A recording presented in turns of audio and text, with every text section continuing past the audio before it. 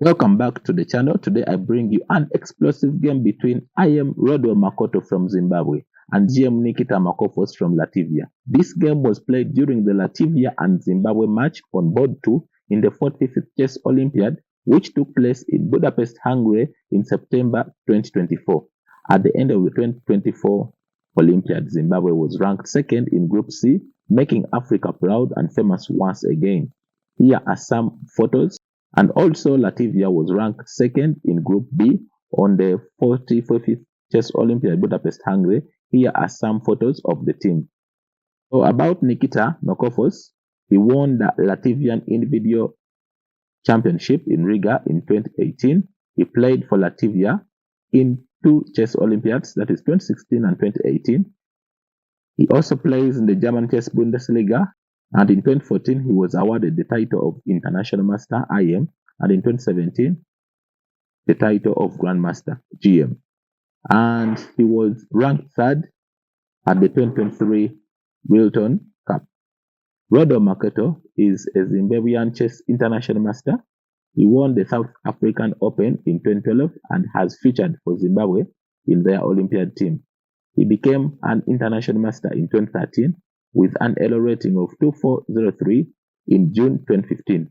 Makoto became Zimbabwe's second highest rated international master after Robert Gwaze, who was ranked 2422 at the time. He qualified for the Chess World Cup in 2021, where he was defeated by GM Vladislav Kovalev in the first round.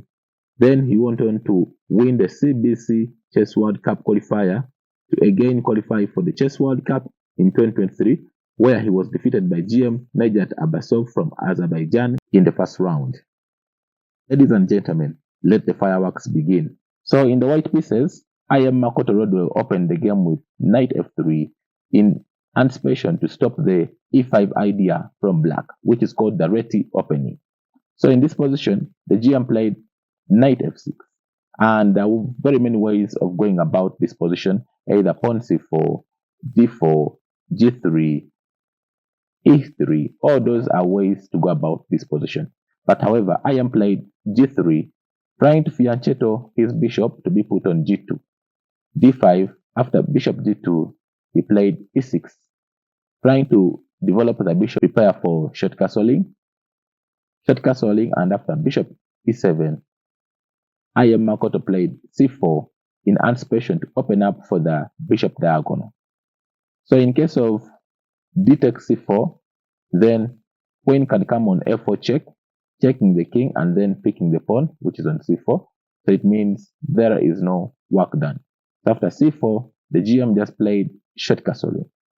And d4, then d takes c4, and there are so many ways on how you can go about and recover this pawn. For example, knight can come on e5, attacking the pawn and also opening up the bishop diagonal.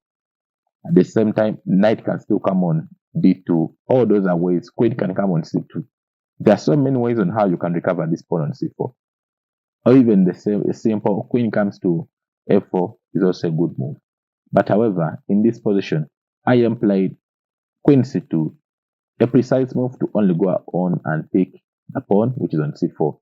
So in this position, the line which is recommended is always black tries pawn a6, and after f4, trying to stop the advancement of the pawn b5 idea, then bishop d7, trying to put the bishop on c6 and then put it on this diagonal of the white bishop. Then queen takes c4, bishop c6, and the game can go on.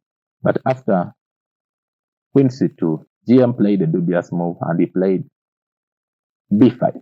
The b5, this move has a downfall because white can immediately attack it, and at the same time you see the bishop diagonal is fully opened.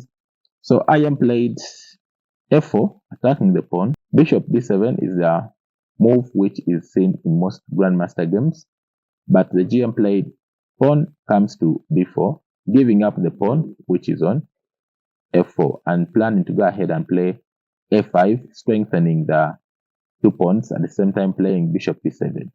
And in this position, Rodwell Makoto didn't give him a chance to play bishop b7. He played knight d2. Now you saw the bishop diagonal has been opened up. The queen has no time to pick the pawn, which is on d4, and the knight is attacking the pawn, which is on c4. So in this position, there are two ways on how black can go about it. Either knight can come on d5 or either c6. But in case of pawn c6, then knight takes d4. In case of queen takes d4, rook d1, queen c5, bishop e3, and I can tell you, no grandmaster would wish to go for such a variation in a serious tournament like the Olympiad against a low-rated player. So in this position, after knight d2, GM played knight d5, blocking the bishop diagonal, and after knight takes c4, c5, d takes c5, bishop s6, and in this position, I am Makoto Rodwell went on to play b3, but however, another interesting continuation would begin with knight e3. Now you see that if knight takes e3, then bishop can take the knight on e3 at the same time opening up for the white bishop diagonal, and after knight d7, trying to develop the pieces, then c6, attacking the knight at the same time, remove the pawn from being taken, because remember, the knight and the bishop were attacking the pawn, which was on c5. So after rook c8, then knight takes d5. And after e takes d5, we even don't have time to take the pawn, which is on d5. White goes ahead and plays bishop f4, stopping the knight jump to e5 to attack the pawn, which is on c6, and also plan to go ahead and play c7.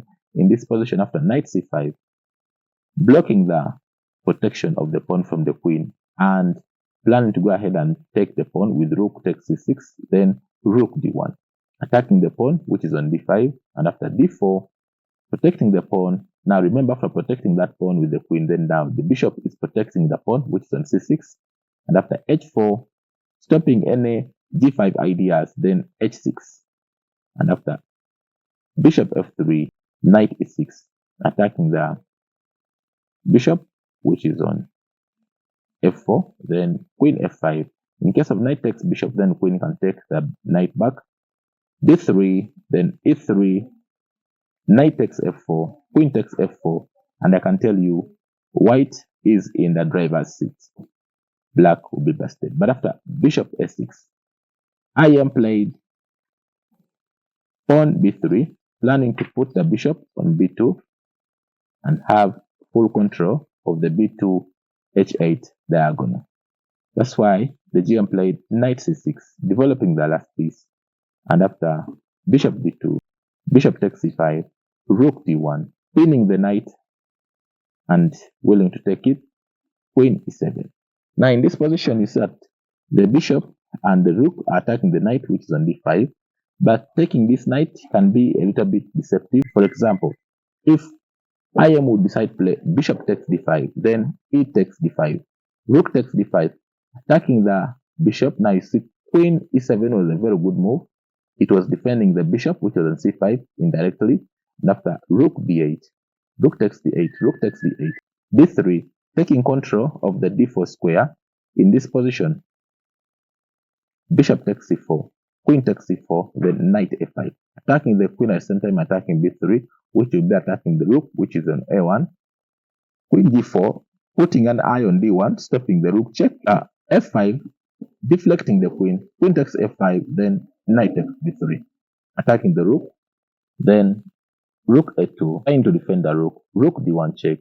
Now you said the queen is putting an eye on the knight, which is on d1. So rook is also attacking the knight, which is on d1 indirectly. And after king d2, queen b7 check, king h3, then queen f7. In case of queen takes queen, king takes f7. Now you see the knight, which is on d1, is a hung piece, and he has no way of defending this knight because all the squares are being watched by the rook, and there is no way white can go on to win this game. That's why after queen e7, IM played knight b8, which is a simple move, but a very powerful move. Pawn comes to f5. Now here there is a tempting move, which is e4. But however, IM played pawn e3. In case of e4 is a big blunder because now black can play knight c3, attacking the rook, which is on d1, at the same time putting an eye on the pawn, which is on e4. So in case of bishop takes c3, b takes c3, attacking the knight which is on d2.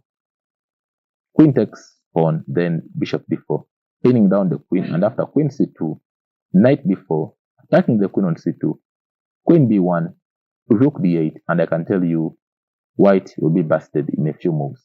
That's why after f5, IM played e3, which was a simple, and stopping any further advancements of the pawn to f4. So the GM played rook c8, trying to put the rook on where the queen is, knight f3, planning to put the knight on e5, knight b6, attacking the knight, knight e5. And in case of knight takes, then knight can still take back. So that's why it's knight takes e5, knight takes e5. In this position, you see that the rook is putting eyes on the queen, which is on c2. And in case of any discovered takes, then that is a very big blunder because white has a resource move, which is knight c6, attacking the queen and surrounded by two pieces. Remember also the bishop, which is on e3, is falling. And in case of queen e8, f takes e3, and I can tell you, black is a piece down. That's why after knight takes e5, GM played bishop b7, queen e2, moving away from the discovered attack. Then bishop takes d2, king takes g2, queen b7 check, queen f3.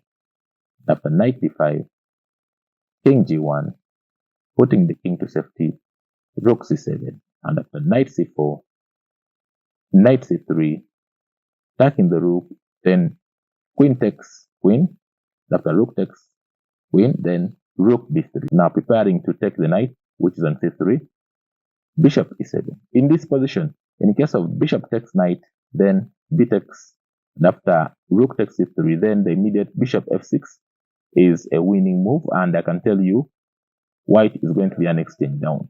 Let's go back. That's why after bishop e7, you see IM played king d2, and after rook d8, rook takes, bishop takes, and then rook c1.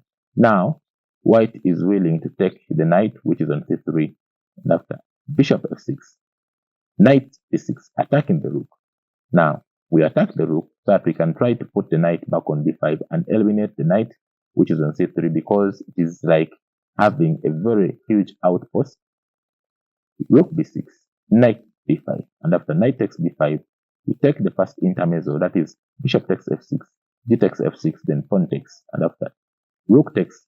Now in order to win the pawn, which is on a7, then IM played rook c8 check, and after king comes to f7, rook comes to c7 check, king d6, rook takes pawn, and after e5, IM played king f3, provoking the GM to play e4 so that he can go back to e2 and then push the pawn on f3.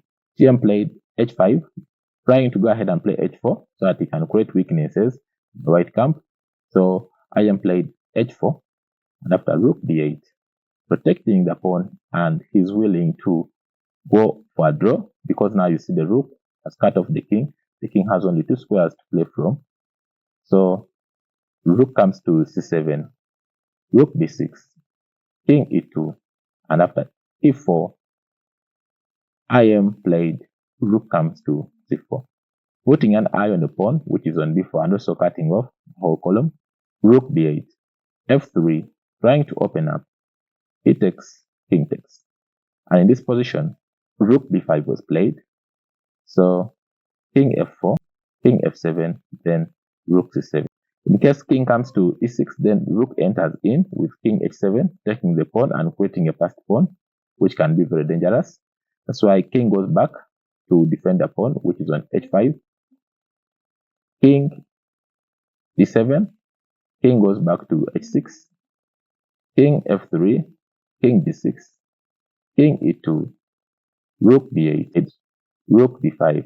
That's why you see rook b7, king f3, f5, rook e7, so that in case king comes to f4, then the rook can give him a check and he can still go back.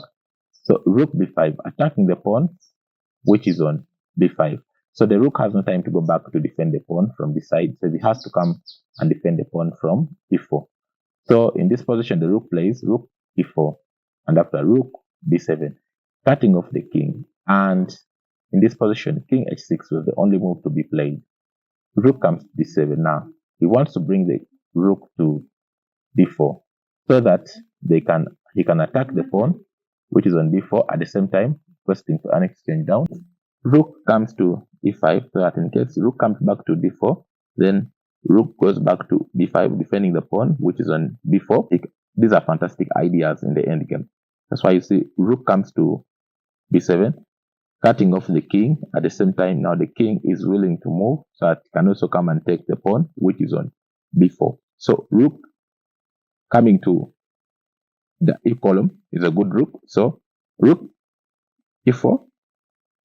Then you see rook comes b5, attacking the pawn, which is on f5, king g6, and king f2. Just waiting move. Rook comes to g4, which was a dubious move. And in this position, so the IM has to come and play rook comes to d5 and then take control of the.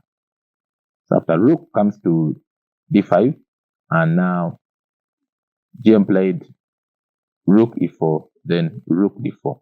Now you said rook d4. In case rook goes away, the pawn which is on b4 falls. So king f7, trying to bring the king into action. But now the GM thought that the IM would take the rook and then the pawn can still sit here, which can make the GM have beautiful pawns. So in this position, IM played king f3. So that in case rook takes, then the king can pick the pawn, which is on e4. So the GM had an option. So he played rook takes and then pawn takes. So in this position, he played king e7, king f4, and in this position, the king played king e6. And then he smiled, thinking that now, in case of king goes to f3 or king goes to e3, then the king can come to d5 and IM can sign his death certificate. So IM played d5, deflecting the king. In case of king takes, then now king can win the pawn, which is on f5. So king takes the pawn, which is on f5, and after king d4, thinking that in case IM takes the pawn, which is on f6, then the king can also play king c3, win the pawn, which is on b3, king comes to c2, and then create a passed pawn. But in this position, ladies and gentlemen, IM Makoto Rodwell showed the reason why he's called Africa's best. He played g4, and after h takes g4, king takes g4, he creates a passed pawn, which can go on and win. So the GM realized that king comes to c3 doesn't work, and he played king e4, trying to come and defend. But now, unfortunately, in this position, the king is out of the square. That's why you see, in case IM played pawn h5, king is out of the square and he has no way of stopping the pawn from queening. And after f5, IM played king h3, just going ahead and pushing the pawn and winning the game. In this position, the GM resigned the game because there was no way he could stop the passed pawn from queening. And this is checkmate in 30. Thank you so much for watching, and I wish you the best of luck in your games.